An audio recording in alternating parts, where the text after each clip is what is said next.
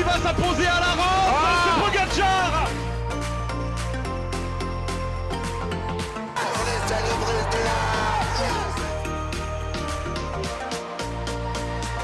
Julien Alaphilippe, champion du monde.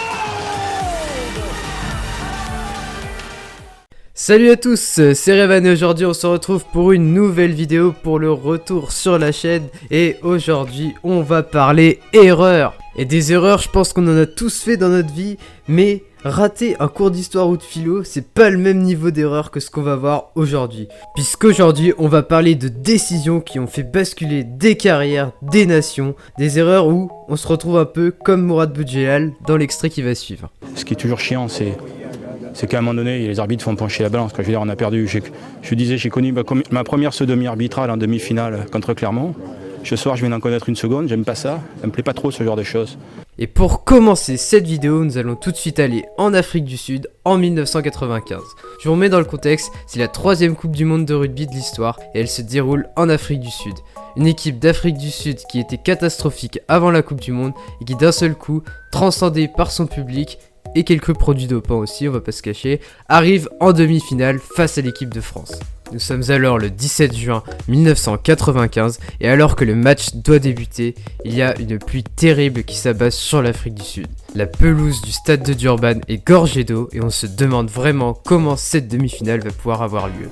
Le match est repoussé une fois, puis deux, et finalement on décide quand même de faire jouer la rencontre sur un terrain quasi impraticable. Le match débute et c'est alors une véritable guerre de tranchées qui s'annonce entre les deux équipes. Mais malheureusement pour les Français, l'homme du match ne sera pas sud-africain, il sera tout simplement gallois et il s'agit de l'arbitre Derek Bewan qui va alors faire complètement basculer la rencontre. Première dinguerie, le premier essai sud-africain accordé à Kruger alors que ce dernier a avoué ne jamais l'avoir aplati. Le match est ensuite une succession de décisions surprenantes à l'encontre des Bleus, avec notamment un essai refusé à Ntamak plus que douteux. Mais le summum de l'escroquerie sera atteint à la toute fin de cette rencontre. Allume une chandelle. Cantier to Delors.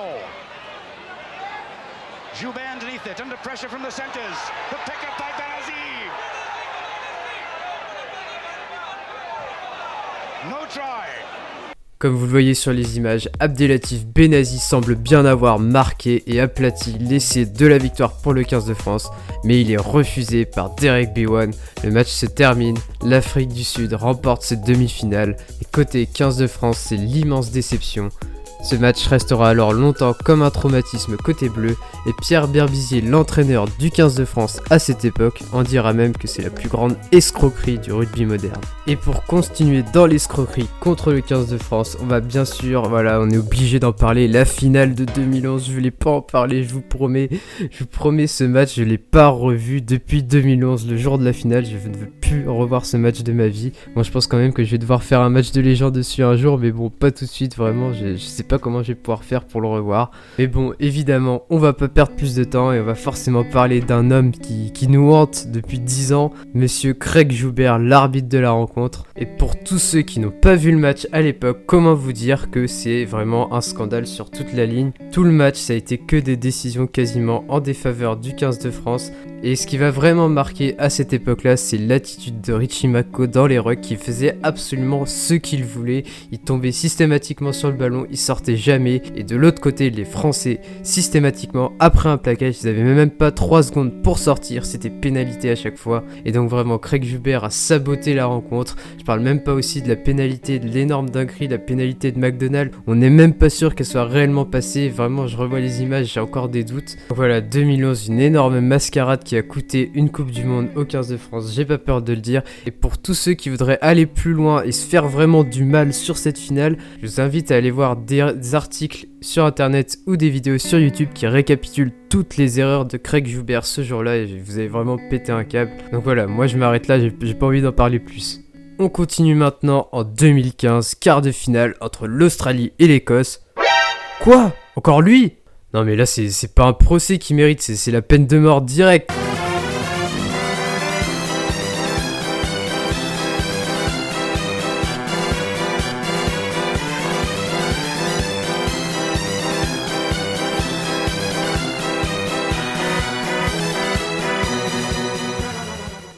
Et donc vous l'avez vu sur les images, Craig Joubert qui octroie une pénalité à l'Australie pour une passe en avant reprise devant par l'Écossais qui selon Craig Joubert était hors jeu, alors qu'on voit sur le ralenti que c'est l'Australien qui la touche en dernier. Même World Rugby avait fait un communiqué après le match disant que la décision était évidemment mauvaise et qu'il aurait dû y avoir mêlée pour l'Australie. Donc si même World Rugby communique après le match, c'est que c'est vraiment une dinguerie. Et ce qui m'a vraiment dégoûté sur ce match, c'est que l'Écosse était pas du tout favori vraiment et tout le monde les donnait perdants face à l'Australie. Et ils avaient fait un match de bonhomme, vraiment un match incroyable les Écossais. Et là se faire punir comme ça à la fin, c'est tellement cruel et vraiment c'était pas mérité pour les Écossais. On continue cette liste avec la Coupe du Monde 2007 et je vous avoue qu'on a pas mal chialé en début de vidéo avec l'équipe de France, mais faut dire qu'on en a aussi une belle à notre actif côté français, puisqu'effectivement il y a une superbe erreur d'arbitrage dans ce quart de finale entre la France et la Nouvelle-Zélande sur l'essai qui a marqué toute une génération. La passe entre Josion et Michalak est bel et bien en avant, il n'aurait jamais dû être accordé cet essai et qui sait, on aurait eu sans doute une victoire de la Nouvelle-Zélande. Toute cette histoire incroyable du 15 de France au Millennium, cet exploit n'aurait pas du tout eu lieu et ça aurait été un énorme flop cette Coupe du Monde 2007, même si bon ça l'a été un peu puisque la demi-finale après on n'a pas vraiment existé face aux Anglais et sans doute que Luke McAllister ne se serait pas fait autant défoncer à son retour en Nouvelle-Zélande. On continue toujours avec la Coupe du Monde 2007 et la finale entre l'Afrique du Sud et l'Angleterre avec une décision, oh mon dieu, ça se joue tellement à rien, c'est au millimètre. Et donc voilà, essai ou pas de Marquetto, même là aujourd'hui en revoyant les images, je pense qu'on peut même pas avoir une décision claire et précise, franchement j'ai toujours le doute. Et imaginez que l'essai ait été accordé, on aurait une finale tout à fait différente et peut-être une deuxième Coupe du Monde de l'Angleterre sur le sol français cette fois-ci. Ouais non en fait il a bien fait de pas l'accorder, non ça aurait été horrible. On va aller maintenant en Angleterre et là on a le droit à une action absolument surréaliste.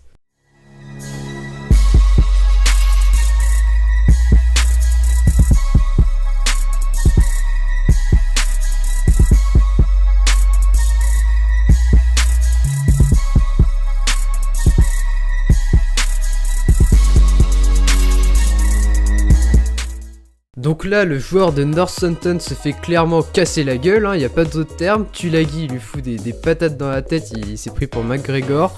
Et Tulagi prend donc un carton rouge, mais le joueur de Northampton, qui n'a rien fait et qui a eu la lucidité extraordinaire vraiment de ne pas répondre à Tulagi, va prendre un carton jaune. Tu sais pas pourquoi. Vraiment là l'arbitre je pense qu'il est juste déçu qu'il en ait pas remis une à Tulagi, c'est juste pour ça qu'il prend le carton jaune le mec, c'est tout. Je veux pas d'autre explication. Et enfin, pour finir cette vidéo, je voulais quand même revenir sur un passage insolite, comme on dit, qui a marqué l'histoire du rugby. Alors là, c'est pas une erreur d'arbitrage, mais c'est en lien avec un arbitre. Je vous laisse apprécier. Arrête de dire qu'il y a essai, d'accord ? Donc, on devait reprendre le jeu par une mêlée, le temps était terminé. Quel drôle de fin. C'est l'histoire de la vie. Le cycle éternel. Josiah Raisuke qui porte en triomphe tout simplement l'arbitre. C'est beaucoup trop drôle vraiment. À quel moment tu te dis qu'est-ce qui s'est passé dans sa tête pour qu'il puisse tout simplement soulever l'arbitre pour célébrer la victoire. C'est incroyable. Après ce joueur-là, il n'était pas à son coup d'essai, on va dire. C'est un joueur qui a déjà eu 5 cartons rouges dans sa carrière. Et je pense que, à mon avis, le poteau, il doit avoir un ou deux fils qui se touchent. Donc voilà, on en arrive à la fin de la vidéo. Alors j'ai pas pu tout mettre, je me suis concentré essentiellement sur les coupes du monde parce que c'est évidemment ce dont on se souvient le plus tout simplement. Et donc je vous invite à me dire vous aussi dans les commentaires quelles sont les erreurs vraiment qui vous ont marqué. Et peut-être qui sait que s'il y a moyen on fera sans doute une partie 2 à cette vidéo. Donc voilà, ça me fait vraiment hyper plaisir de vous retrouver sur la chaîne. Et j'espère que cette saison va être incroyable et que je pourrai toujours vous sortir des vidéos avec une meilleure qualité à chaque fois et que tout simplement vous puissiez kiffer et qu'on partage tous ensemble notre amour du rugby, du cyclisme et tout ça et que tout se passe bien. Voilà, j'espère que ça vous a plu, n'hésitez pas à liker et à vous abonner. On se retrouve très bientôt pour d'autres vidéos, c'était Revan, salut!